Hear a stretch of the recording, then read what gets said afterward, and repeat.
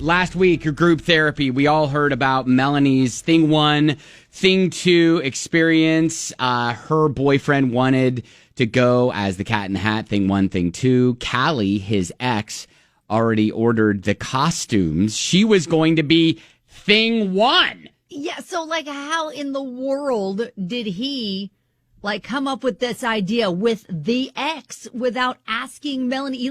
They informed Melanie this was what was happening. Right, exactly. Not a way to find out. Yeah, her couple's costume got hijacked by the ex. So we had some ideas. We were like, listen, you can, get your own version of thing 2 and be really hot. Yeah, vamp it up. Yeah.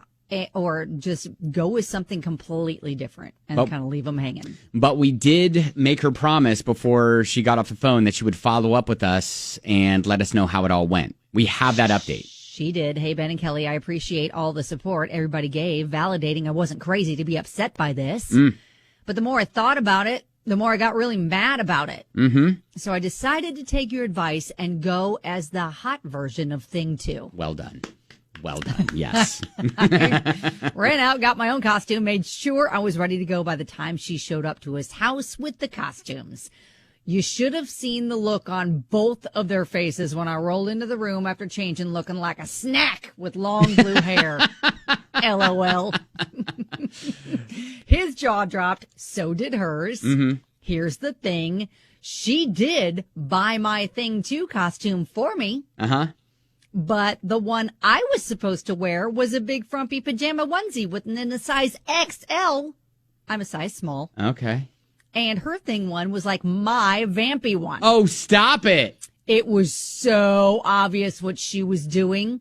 She was totally planning to make me look like an idiot while she was going to be the hot one. Oh, wow. She said the store ran out of the sexy thing, too. Maybe because I bought it? Maybe. Winky face. We said many things with our eyes as she fake complimented me.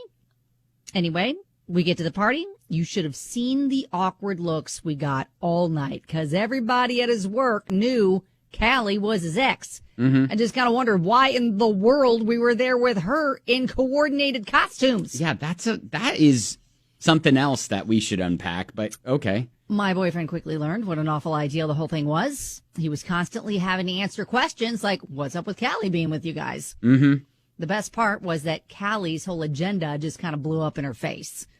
After about an hour, my boyfriend leaned over and asked me if I wanted to get out of here, and he said he was sorry. He just felt bad that she didn't have a date and thought they could pull off the whole being friends thing. But after what she pulled, he understood my point of view. It took that? I guess. It took that for him to realize? Listen, sometimes men get there a little slower. I feel like I'm pretty dense when it comes to things, especially about women, but you figured that out. Oh my gosh! We ditched her at the party, went home for her own private after party. Needless to say, I don't think I'm going to have to worry about her being a third wheel again. Thanks for the advice. Well, until it is, because dude's just too, quote, nice and doesn't understand these things. Well, he learned his lesson, I think. I think a lot of people pointed that out with all the questions that he had to answer. And then I think he realized, oh, okay, yeah, this looks bad. Okay. Yeah, Melanie's very understanding. But I think she's feeling like I win. So she's going to ride that high for a little bit. Now, I would still be a little watching him with his behavior and watching his interaction with Callie. This whole thing is weird. I know. This whole thing is weird. He's got to just cut it off with thing 1, Callie or whatever. Yes. Well, and I don't know the circumstances between his breakup with Callie or maybe he was the one that dumped her and feels bad about it or whatever. Anyways, he needs to move on.